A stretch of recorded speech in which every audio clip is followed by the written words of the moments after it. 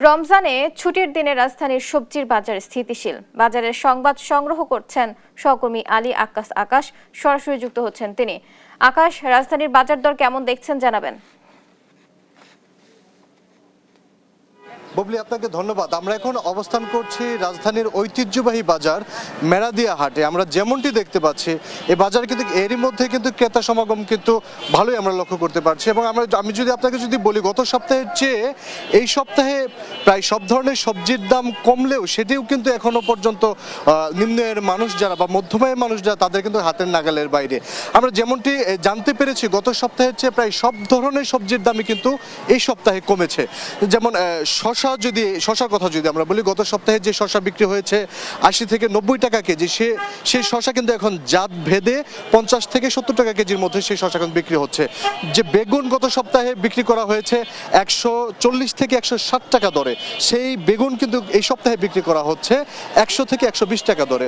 তারপর যে কাঁচামরিচ, পেঁয়াজ বা সহ অন্যান্য যে সবজি রয়েছে, সব সবজি কিন্তু মোটামুটি 5 থেকে 10 টাকা করে প্রতি কেজিতে কিন্তু কমেছে। আমরা যেমনটি বাজার ঘুরে যেমনটি আমরা জানতে পেরেছি।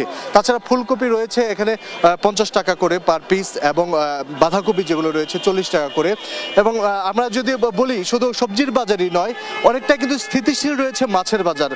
গত সপ্তাহে যে সমস্ত মাছ আমরা দেখেছি 260 থেকে 280 টাকার মধ্যে বিক্রি করতে, বিশেষ করে রুই, তারপর হচ্ছে মৃগেল জাতীয় যে মাছগুলো রয়েছে, এই সপ্তাহে এসে কিন্তু সেই মাছগুলো কিন্তু বিক্রি হচ্ছে কেজি 260 থেকে 280 টাকা দরে। এটা অনেকটা স্থিতিশীল বলা চলে।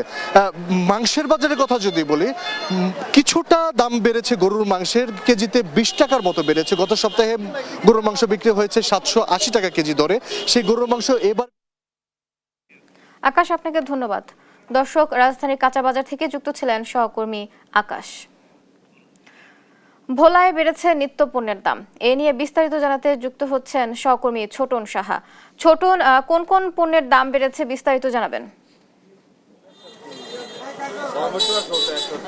আজকে আমরা বাজার ঘুরেছি। ছুটির দিনে বাজার দর যে পরিস্থিতি দেখেছি, যে বেশিরভাগ যে কাঁচা বাজারের দরদাম কিন্তু স্বাভাবিক রয়েছে।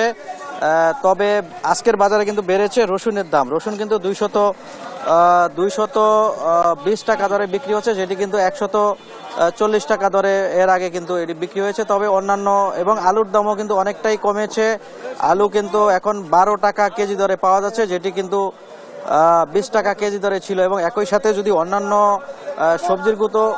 সবজিগুলোর কথা যদি বলতে চাই, সেক্ষেত্রে টমেটো, গাজর, শসা এবং একই সাথে যে বেগুন রয়েছে, সেগুলোর কিন্তু দাম বলা যায় যে অনেকটাই নিয়ন্ত্রণে এসেছে। আমি রয়েছি ভোলার কাঁচা বাজারে, এবং কাঁচা বাজারে দরদাম নিয়ে তেমন একটা অভিযোগ নেই। তবে ক্রেতাদের অভিযোগ কিন্তু রয়েছে মাছ মাংসের বাজার নিয়ে, কারণ মাছ মাংসের দাম কিন্তু অনেকটাই চড়া। মাংস বিক্রি হচ্ছে, খাসির মাংস কেজিতে কিন্তু 1100 টাকা থেকে 1200 টাকা দরে, এবং গরুর মাংস কিন্তু 750 থেকে 800 টাকা দরে কিন্তু বিক্রি হচ্ছে। অর্থাৎ এই মাছ মাংসের দরদাম নিয়ে ক্রেতাদের অভিযোগের শেষ নেই। এবং একই সাথে যেহেতু এই সময়টায় ইলিশ ধরা বন্ধ রয়েছে, সে কারণে যার প্রভাব পড়েছে কিন্তু বাজারে ইলিশের দাম কিন্তু অনেকটাই আকাশচুম্বী। এবং জেলা প্রশাসন থেকে বলা হয়েছে বাজার মনিটরিং কিন্তু তারা করছে, এমনটি বলছিল। তো এ ছিল আমার কাছে ভোলার নিত্যপণ্যের বাজার দর নিয়ে সর্বশেষ তথ্য। ফিরছি স্টুডিওতে। ছোটন, আপনাকে ধন্যবাদ। দর্শক, নিত্যপণ্যের বাজার দর নিয়ে বিস্তারিত জানাচ্ছিলেন আমাদের সহকর্মী ছোটন সাহা।